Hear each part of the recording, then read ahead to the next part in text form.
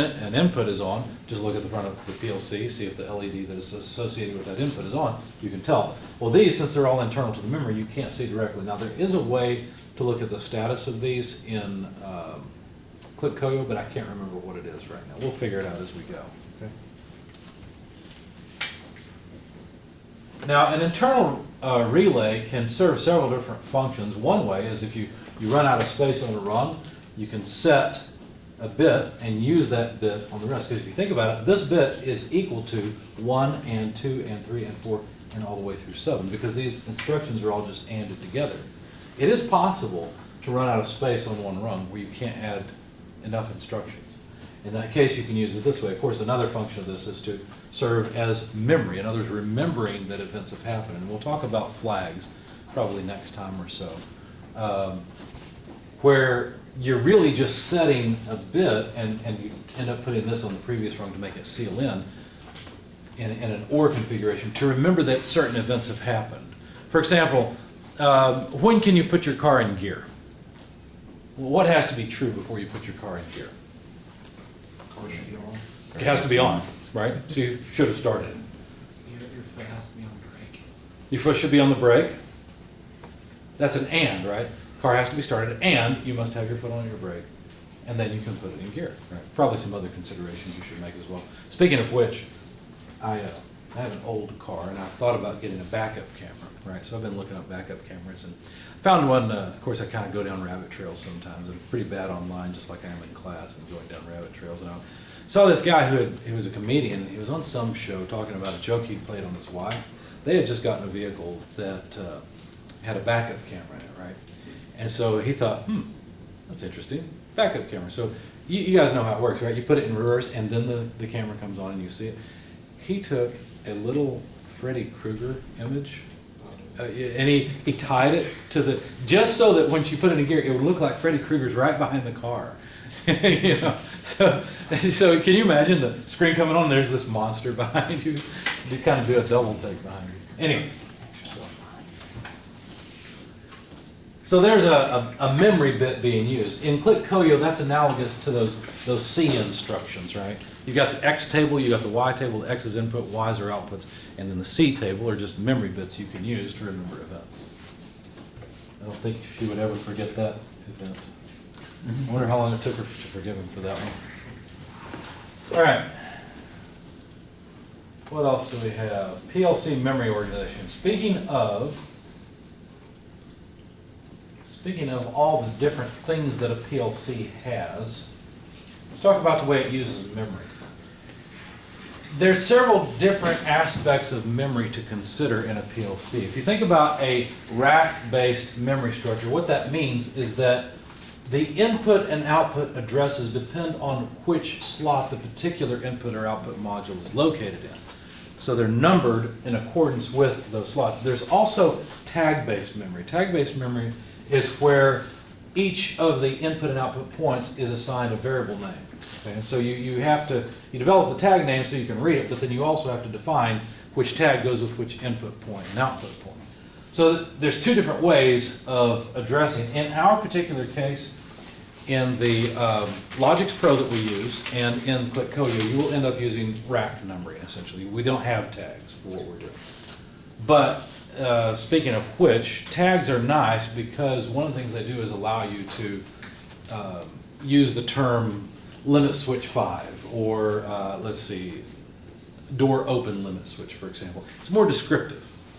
And so one thing I want to warn you guys about, and I've told you this individually, but I'm going to start looking and seeing whether or not you're adding comments to your code. You should be naming all of your inputs and all of your outputs. You can also actually insert run comments also. And if we're starting to make more and more complicated programs and you guys don't start commenting your code more, I'll start taking off points on your lab. So make sure that you're adding comments to your code. And trust me, it'll help you. Okay, that's really what it's about.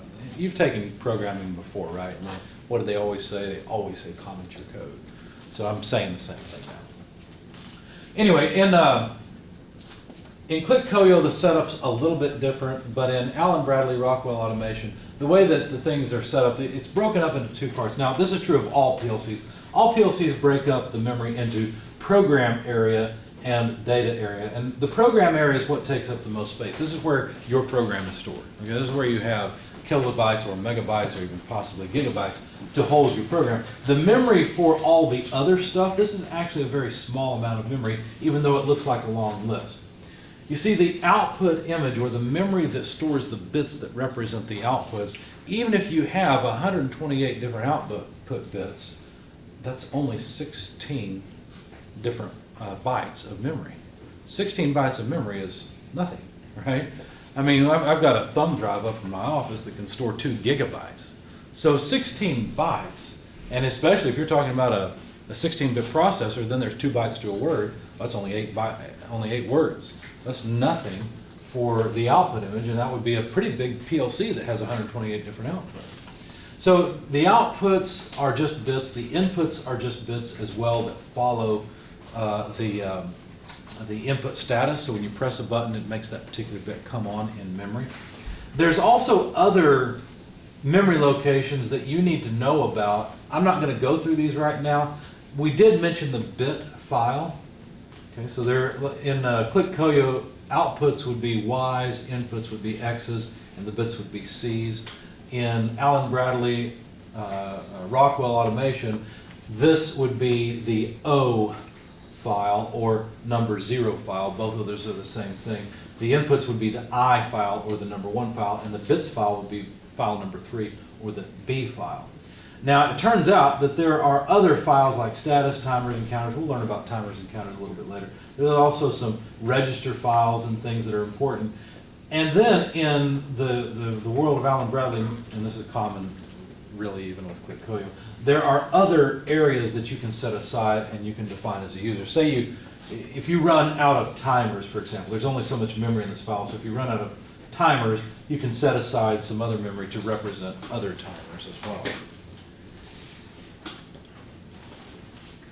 So basically, this area is the area that stores your program, and this area stores your input, output, your counters, images, and all those other things. Here's an addressing format for the Allen Bradley family. This is an input or an output file. There's many other files to consider, but this is I/O. And then the colon is a delimiter that says what comes after it is a slot number or a word in memory. And then the slash says what comes after it is a particular bit in memory. So for example, here's an input module and an output module. And this input module, if we're looking at 1/2, remember there's always input 0. So input 2 is this particular bit right here. It's this switch that connects to that particular address. Just like it's this particular output address here, this screw point, that is represented by that output address. Go ahead. So the 1 on this like I1/2, does that mean like I1? So that is where like a section of our Right. In fact, this 1 is all these. So could there be like more than one input where you have to number them? There can be, absolutely. In fact, that's why back here, this input image may consist of more than just one single word, right? So you'd have I, that indicates this entire input image. You'd have multiple different words in that file that represent different input cards. So if this is, say, let's say, just for the sake of argument, we have 1 is this input set and 2 is this input set. Well, what if we put an input card here? Well, then we could have like an I:3, that's the slot number, see?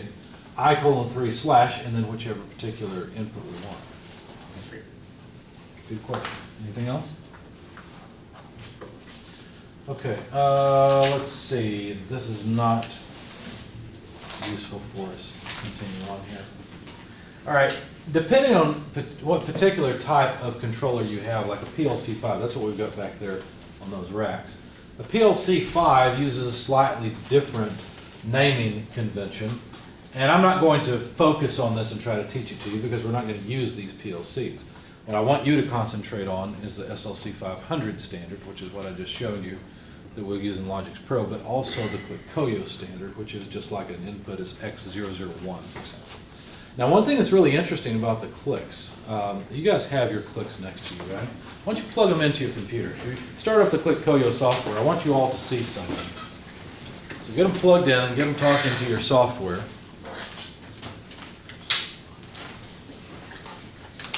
And how many of you have an extra module on yours? Is there anybody that doesn't have an extra module on the side? Looks like you guys have an extra module on the side. I was gonna say, what we're about to do, this isn't gonna mess up that you still want us to show you. Oh, no, it won't mess with anything. Okay. Also gonna move Now, have I okayed all of you to plug in? I don't remember. Oh, you just said just to the computer? Well, no, what I'm saying is I don't want to hook up any PLCs that have switches wired in a way that's going to blow up the PLC or blow up the input output. You guys are fine. I know I've already checked yours too. Check out this. Yeah, let me double check yours before you actually plug it in. Nothing. Done yesterday.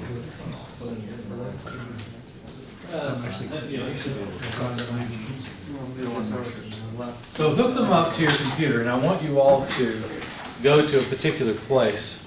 Once your PLC is hooked up and talking to the software, I think it's set up and system configuration. If your PLC is talking to the software, it will tell the software what modules it has, so yours is not, right? Because it should be detecting that output card you got on it. For some reason, it's not. So try connecting to your PLC. So close that. And somewhere, let's see, what is that one? COM port, that's not it. There it is. This one? Yeah, where it's, I think it says connect, doesn't it? Stay there long enough. Yeah, so it's connect, so just allow access. Oh, come on. Do you have the password? I don't. Say no, That's all right. and say cancel. That's fine, and I'll say connect. Let's see if it will do it. It should. Cannot connect to PLC. Oh, boy. Were you guys able to connect before or no?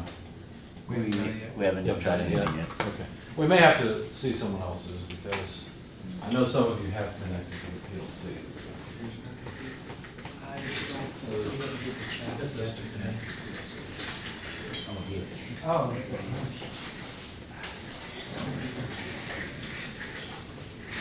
It's not working either. That's not- Try on your laptop. Yeah, we haven't tried it yet. We were going to wait. Just cancel that. You're not talking to the PLC yet. You connect it there.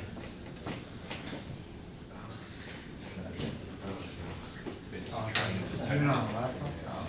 I guess Yeah, you want to allow access. It's I hit allow access and it wouldn't let me yeah.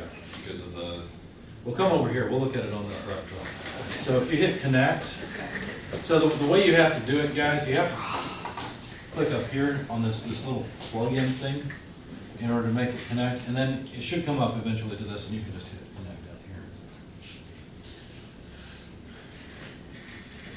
All right, come on. Why is it not connecting?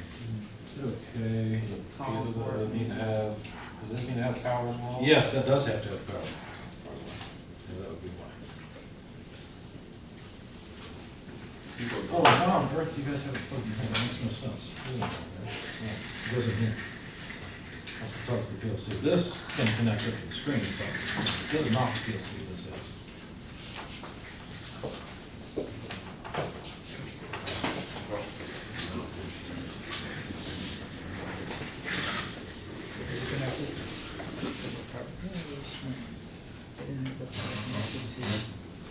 All right, I see that.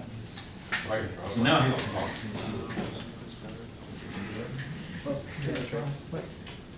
Okay, so do you have anything I have that you program? this right here. Okay, so tell it not to read the project from the PLC. That way it will load right through. So now it's talking to the PLC. So now if you hit setup, you turn your brightness up on your screen just a little. here, come over here, read and see. Huh? Oh, Access. can you see it now? Okay. So if you hit system configuration, This tell one. it their differences. Do you want to use system configuration or use the, yeah, you want the configuration in the PLC, so hit yes. So now, hit OK, that's fine. Now it goes out and it detects what all the click has connected to it. See how it shows that you've got this module connected? Okay, and it shows you which model of PLC you're using. And then, notice it also shows you that on this module, you've got X001 through X004 as inputs. You've got Y001 through Y004 as outputs. Not only that, but you've got a DF1 and DF2 for inputs, which are analog inputs, and you've got a DF3 and DF4 for outputs, see? Similarly, it shows you that you've got more outputs on this other I/O card, sorry, I'm touching your screen. And they are Y101 through 108. You see the difference? See how that first number changed? It was zeros, now it's one. So it's Y101 through Y108 instead of Y001 through Y004. So this is a good place to go, so you can find out what addresses go with which So module. when it says Y10, is that just a different output? Well, the Y, that one is this first module. Yeah. And the next one will be 2, 3, 4. So you might, let's say we put an input module on next. Yeah. It's going to be X2 something. Okay. So this would be 0, 0, 1, 0, 2, 0. Right. So on 3, and so 0. forth. So, Yep. okay. That's the way it works. So I just wanted to show you guys the addressing on the Click Koyo. It's different, obviously, than what the Allen Bradley Rockwell automation looks like.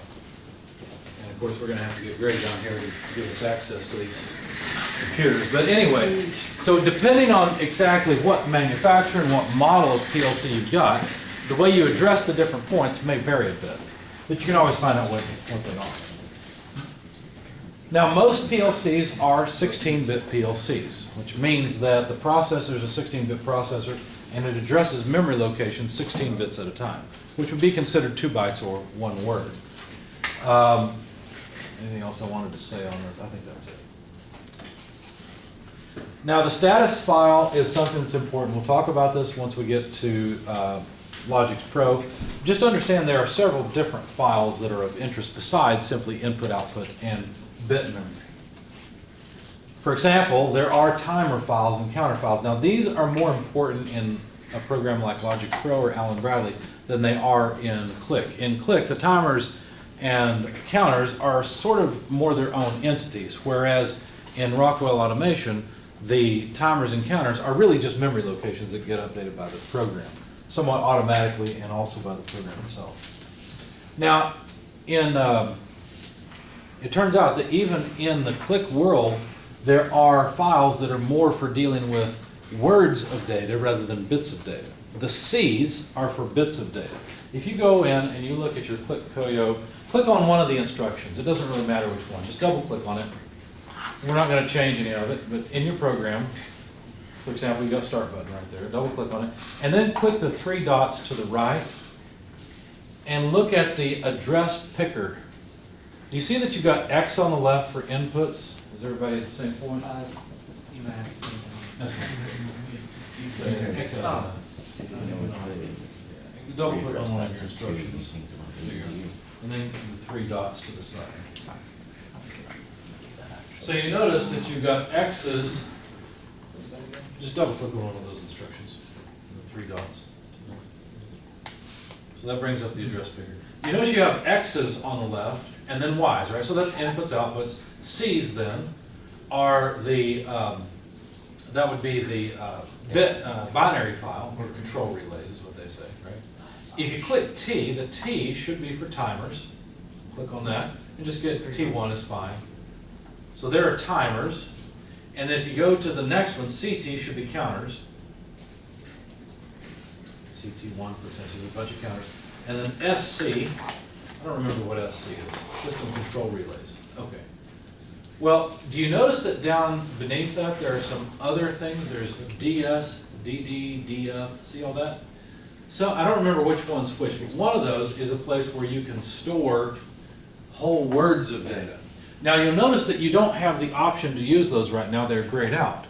The reason is because the instruction you likely clicked on is a bit instruction. Does that make sense? It's only looking at one thing that's either on or off, whereas a word is a whole 16-bit group of things. So once we get into comparison instructions where you're comparing numbers to one another, those other options on the left will become available where you can address words and you'll have memory that you can use to store a whole integer value. In Rockwell Automation, there's also the concept of a floating point versus an integer. That's something that, I'm trying to remember how that works on click value. I don't remember now, but we'll figure it out later. All right, so basically what the inputs image or input file does is it stores the status of all the inputs. Okay? A bit would be turned on, for example. Let's say we've got this input here in a particular bit and this one in a different bit. The bit that's on represents this contact that's closed right here. And this one is one of these that's off, which we can't really tell which one it is.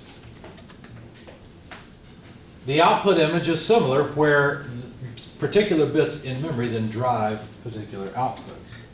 So here's an output file where this particular bit 4 is on. So this would apparently be bit number 4, or output number 4 that would be on. Now, micro PLCs or brick PLCs have a limited number of inputs and outputs, and so here's a schematic essentially of the MicroLogix 1000 that I passed around, and its inputs and outputs. And so you see that we've got, for example, looks like we've got how many? 20 different limit switches as the input. And you'll notice something interesting about this. There's a separate common for all of these inputs versus the common for these inputs. And so you'd have to put voltage across from here to here to trigger that input. And that's what this switch does, right? Because we've got L1 and L2 here, there would be voltage across these two, and once you close the switch, and that means there's voltage across those 2 points. It would turn on that particular input. Well, we can have a different voltage here on this other input section, which is convenient. I think I told you guys my HVAC system at home needs to detect when the boiler is running its pump. Now, the boiler is a separate control system.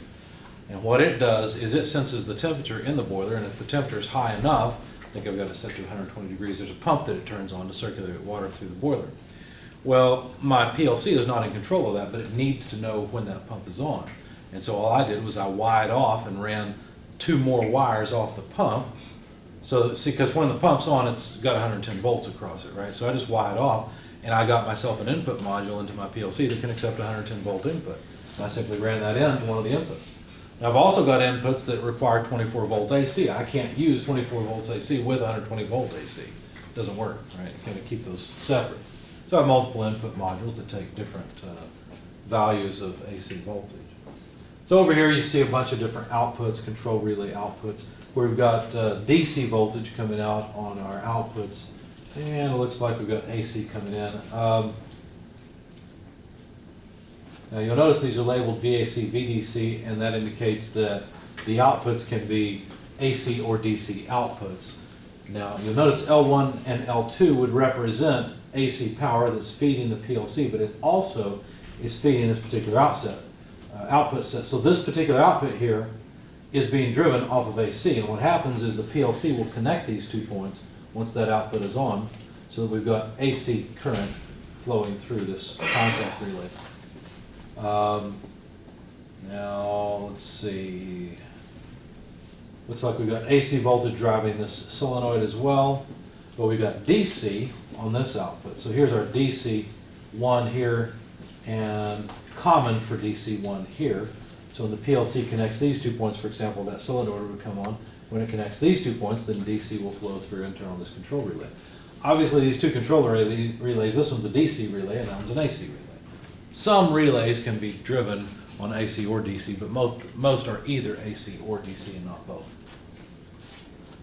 Looks like we're using DC for this other output section and DC for this output section. So it's pretty common to actually use DC inputs and DC outputs. 24 volt DC is a very common control voltage. All right, we're almost done with me talking. Processor, memory organization, and then finally program scan. This one's a pretty quick one. think this won't take us very long. Okay, it's a little longer than I remembered. I've already kind of told you this, but I want to go over this one more time. Basically, the way the PLC works is sort of in a circle. It keeps doing the same thing over and over again. What it really does is it goes and reads the inputs, evaluates your program, which means look at the logic you've written and calculate what all the outputs should be, and then write all those outputs at once. There's other things it has to do before it can continue. There's communication that has to be done and other things as well, like updating timers. But anyway, that's basically how it works. So your program gets so-called scanned over and over and over again. In fact, the scan time is something that's really important. If you think about scan time is how long it takes for the PLC to grab the inputs, figure out what the output should be, do all the housekeeping it needs to do, and then come back to grabbing inputs.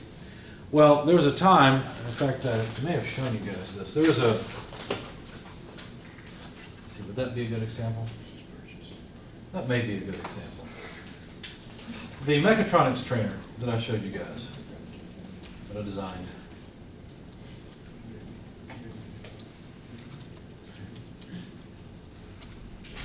I want to focus on the last cart on that system. You can see it okay over here. This is the cylinder here on the end. It's actually a cylinder that can stop at multiple positions. And the way it works is a pneumatic cylinder. You put pressure on both sides of the rod. The rod is actually magnetically coupled to a carriage that rides back and forth. So you put pressure on either side, and when you want, say, the carriage to move this way, you release the pressure on one side, you let it drop. And what will happen is it'll start moving, and then you can apply pressure and make it stop more quickly. You'd think that the way you would make it move is apply pressure on one side, then unapply pressure, but it doesn't break very, very quickly and very easily that way. Well, when I was designing this, I was trying to design it and put a sheet metal piece on here, because sheet metal is really cheap, especially the flat piece I was going to have cut out. And the idea was I would just have all these teeth sticking up, and as the carriage went along, it would have a sensor that would be shining light, and once the light was blocked, you know, it wouldn't go through it, but in between teeth, the light would go through, and you could count the number of teeth that have gone by, and by that, know the location of the carriage. It's basically a crude encoder is what it is. Well, I got a prototype piece of sheet metal, put it on, started up the PLC, started programming it and working with it, and what I found was the carriage on this pneumatic cylinder was so fast, it would move from one end to the other very, very quickly, and the sensor would pass multiple flags or multiple on-off transitions, and the PLC would never detect it. You see, if you think about it, the PLC would have to be fast enough that when the sensor came over one flag and the light was blocked, right, the PLC would have to have a couple of scans so that by the time the carriage got to where the light's in between, that it would sense that, right? And the PLC was so slow that it would say, it would sense that there's something in the way. It wouldn't even sense when the switch went off. And by the time it was ready to take and grab the inputs again, we were already several flags down the road. It was too late. So we're missing counts. And so what I ended up doing to solve that problem and make it work is I realized, well, instead of having regularly spaced flags, I would just make sheet metal flags that you could screw on here and you could adjust their position. That way, even if it takes some time for the PLC to sense it, as long as I make the flag fairly wide, then the PLC during its scan time at some point will detect. And as long as it stops then, you know, within a reasonable distance after that, then I can position it with reasonable accuracy. So that worked, but it was interesting because the problem was scan time on the PLC. The PLC simply was spending too much time in the program and evaluating the program I wrote that it was missing inputs being triggered. So scan time is something that's really important, and the scan time is measured in milliseconds usually, and it's just how long the PLC spends basically ignoring the outside world while it performs its computations. Now you can get specialty input and output cards that keep track of changes and give that data to the PLC when the PLC comes back. So if multiple transitions have occurred, then that card takes care of it and passes that data to the PLC. But that's not common. So what's more common is just to make sure that you've got a program that's short enough and a PLC that's fast enough the scan time is small enough that you don't miss, say, bottles going by very quickly, okay?